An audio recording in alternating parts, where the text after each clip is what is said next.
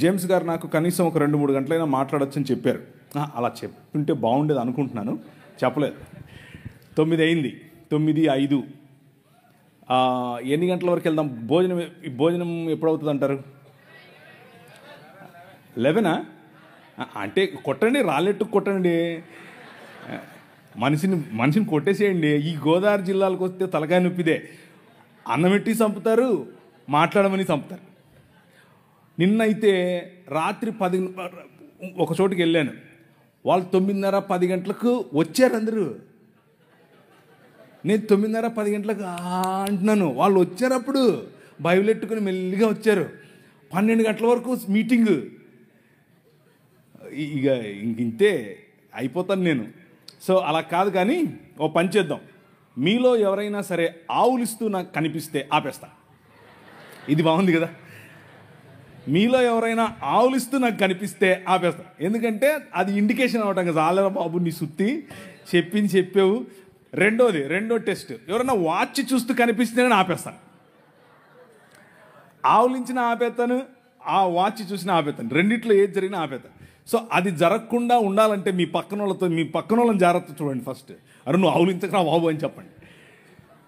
ఓకేనా? ఓకే. ఆవులింతలకు అర్థం ఏమిటి అని అంటే, ఇక చాలు మనం ఆపేసుకుందాం అని. ఇక ఈరోజు సాయంకాలం నేను మీ ముందు ఉంచాలనుకున్నటువంటి దేవుని వాక్యములో ఉన్నటువంటి కొన్ని విషయాలను మీతో మాట్లాడటానికి ప్రయత్నం చేస్తాను. భారతదేశాన్ని నిర్మించడానికి అనేక రకాలుగా చాలా సంవత్సరాలుగా, చాలా వేల సంవత్సరాలుగా ప్రజలు వచ్చారు. చాలా వేల సంవత్సరాలుగా భారతదేశాన్ని కొల్లగొట్టుకుపోయేవారే వచ్చారు. భారతదేశ నిర్మాణంలో ఎవరైనా ఉన్నారు అని అంటే ఎవరున్నారు అన్నటువంటి అంశాన్ని మనం ఈరోజు చూస్తాం.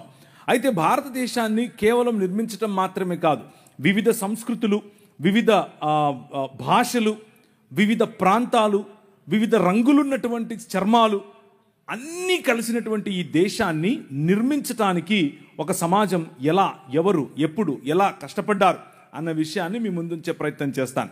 దీనిని ఇండాలజీ అని కూడా పిలిచాం. అంటే భారతదేశాన్ని గురించినటువంటి అధ్యయనం అని. థియాలజీ అని అంటే దేవుని గురించిన అధ్యయనం, అలాగే బయాలజీ అంటే జీవమును గురించిన అధ్యయనం, అలాగే ఇండాలజీ అంటే ఇండియాను గురించిన అధ్యయనం. అంతే, సింపుల్, రైట్? సో ఇండియాను గురించినటువంటి ఈ అధ్యయనంలో ముందు మనకొక పర్స్పెక్టివ్ కావాలి, మనకొక దృక్పథం కావాలి, మనకొక పారాడైమ్ కావాలి. పారాడైమ్ అని అంటే ఆలోచన విధానం.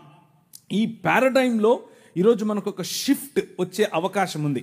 మీ ఆలోచన విధానంలో దేశం పట్ల, సమాజం పట్ల, అన్నిటినీ మించి బైబిల్ మనకిచ్చే అవగాహన పట్ల ఒక పారాడైమ్ షిఫ్ట్ వచ్చే అవకాశం ఉంది. కాబట్టి కొద్దిగా జాగ్రత్తగా వినేందుకు ప్రయత్నం చేయండి. ఇకపోతే ఈ సాయంకాల సమయంలో నేను పంచుకోవాలనుకున్నటువంటి మాటలు మీ ముందు ఉంచుకుంటున్నాను. యుద్ధాల కంటే కూడా దౌత్యపరమైన యుద్ధాలు ఎక్కువగా, అంటే ఒత్తిడి తీసుకుని వచ్చి ఇలాంటి ఆఫర్స్ ఇచ్చి అనేకులను తలతో కలుపుకున్నాడు. ఆయనకు కొడుకులు లేకపోతే ఒక కొడుకును దత్తత తీసుకున్నాడు. ఆయన పేరు కైసర్ తిబేరియస్. ఆ కైసర్ తిబేరియస్ను దత్తత తీసుకున్నప్పుడు ఇవాంజెలియోన్ వేయించాడు. ఇవాంజలిజం అని మనం మాట్లాడతామే, ఆ పదం అక్కడి నుంచే వచ్చింది. ఇవాంజెలియోన్ అంటే అర్థం ఏంటంటే, డప్పు తీసుకుని మొత్తం ఊళ్ళన్నీ తిరిగి మనకు రాజు పుట్టాడు అని చెప్పటమే ఇవాంజెలియోన్ అంటే. మనకొక రాజు కలిగాడు అని చెప్పటం. మన రాజుకు కొడుకులు లేరు అని బాధపడ్డాం కదా, ఇదిగో మన రాజుకు కొడుకు పుట్టాడు అని చెప్పటం. అప్పటి నుంచి కైసర్ తిబేరియస్ తన కుమారుడు, తన తండ్రి అయినటువంటి కైసర్ అగస్తస్ చనిపోయిన తర్వాత తన విగ్రహాలు ఎక్కడ పడితే అక్కడ విగ్రహాలు పెట్టించి ఒక కొత్త కల్ట్ మొదలైంది. ఒక కొత్త కల్ట్, దాన్నే కైసర్ కల్ట్ అని పిలిచారు. The religion of Caesar, Kaiser మతం. ఈ కైసరు మతంలో Kaiser Augustus is god or deified Caesar, దేవుడిగా మారినటువంటి కైసరు కుమారుడైనటువంటి కైసర్ తిబేరియస్ దేవుని కుమారుడు. That was the gospel that they were preaching. ఆ రోజుల్లో వాళ్ళు ప్రచారం చేస్తున్నటువంటి ఈ సువార్త ఇది.